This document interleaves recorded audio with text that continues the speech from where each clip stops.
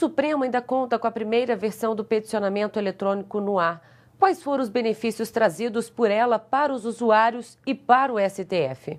Com a primeira versão do peticionamento, o Supremo realmente entrou na era de processo eletrônico. Com a Resolução 427, lá do ano passado, de 2010, a gente fez uma exigência para que algumas classes processuais aqui no tribunal fossem peticionadas de forma obrigatoriamente eletrônica. Então, a gente não aceitaria mais papel para que se desse início a algumas dessas ações. As ações diretas de inconstitucionalidade, a arguição de descumprimento de preceito fundamental, são algumas delas, né? E esse novo sistema foi o que permitiu que os advogados, defensores, procuradores pudessem ingressar no Supremo de forma eletrônica. Os benefícios foram enormes, não só com... o processo ganhou também celeridade, mas também a cultura começou a mudar.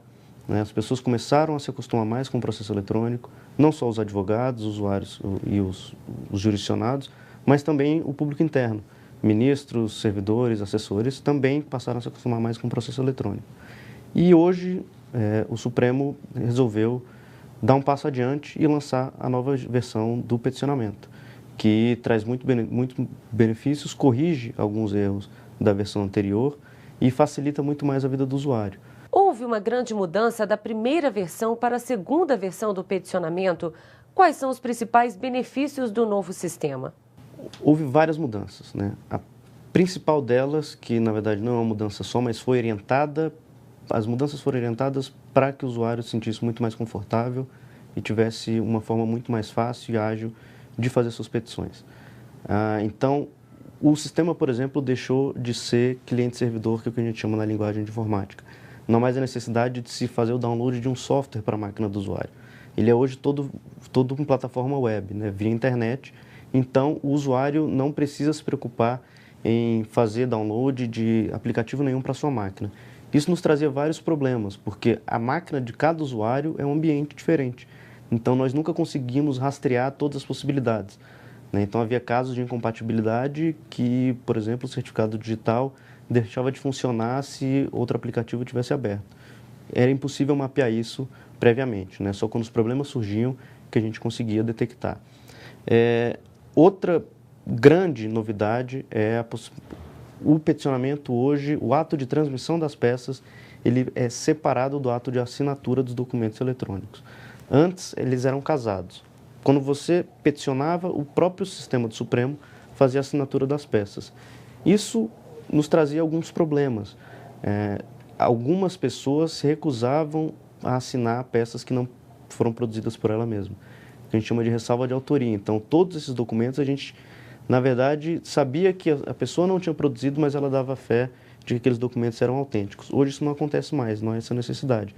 Por exemplo, se o Procurador-Geral da República assinar eletronicamente a petição de uma ADI e outra pessoa fizer a transmissão, vai constar que a petição inicial foi assinada pelo próprio Procurador-Geral da República e não alguém dando fé de que o procurador produziu e assinou. O novo sistema ainda está em fase de testes e será aperfeiçoado. O Supremo ainda está aberto a sugestões? Estamos abertos a sugestões. O sistema foi posto no ar na segunda-feira, agora dia 15, e encontra-se em a gente tem chamado de plataforma de testes, né? O sistema é válido, ou seja, todos os peticionamentos feitos por ele são considerados válidos, inclusive com contagem de prazo, não há prejuízo nenhum em relação a isso. Agora o sistema está sujeito a modificações dependendo da sugestão dos usuários. Nós fizemos uma apresentação no começo desse mês de agosto para OAB, defensores públicos, procuradores gerais do Estado, PGR, e fizemos o chamamento para que eles dessem as suas contribuições para que o sistema seja aperfeiçoado com o gosto do usuário. Por exemplo, sabemos qual é o melhor tipo de interface que a gente pode oferecer para o usuário para que ele se sinta mais confortável, né? Às vezes recebemos já sugestões de que um botão não deve ficar na direita, mas sim na esquerda.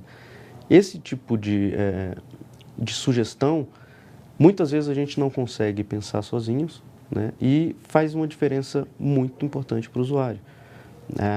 Justamente, como eu vinha falando, dessa mudança de cultura do processo físico para o eletrônico.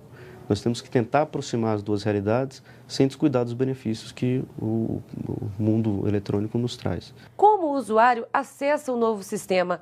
Há necessidade de um cadastro? Assim como havia a necessidade na versão 1, há também a necessidade de se cadastrar previamente no portal na versão 2. O cadastro ele é para o Supremo saber quem acessa os processos. Isso é muito importante, né? Isso consegue nos garantir a confidencialidade de algumas informações do processo. Em regra, os processos são públicos, mas na internet a gente sabe que o acesso fica muito mais facilitado. Então, nós não poderíamos deixar o sistema completamente aberto, sem autenticação, que nós chamamos, para que os advogados ou, enfim, se sentissem prejudicados porque pessoas estão acessando alguns processos, ainda que o termo não seja não deveriam, mas nós sabemos exatamente quem acessou determinado processo, quem acessou a informação. Isso pode até dar ensejo, eventualmente, a alguma ação de responsabilização no futuro, em caso essa informação seja indevidamente utilizada. Mas nós, com o cadastro, nos resguardamos dessas possibilidades. E o que vai acontecer com a primeira versão do peticionamento? Ela vai ficar no ar até a finalização do novo sistema? Ela vai ficar no ar por pelo menos 45 dias, até que todas essas sugestões do novo sistema sejam catalogadas e a gente consiga implementar o máximo possível. Então ela vai sair do ar, ficaremos só com a versão 2. A versão 2, ela não diria que ela vai ser finalizada já em 45 dias. Ela está sujeita a modificações evolutivas e corretivas também, por que não? Mas a ideia é que nesse período nós nos concentremos nas sugestões dos usuários, para que o sistema se torne mais fácil. E lá na frente a gente lance um produto, e aí de fato não haverá mais escolha entre utilizar a versão 1 ou 2, vai ser só a versão 2, mas um produto muito melhor, né, com a cara de quem o utiliza. E sem descuidar, é claro, dos requisitos de segurança, de confidencialidade que um processo deve ter, como a gente tem no mundo físico.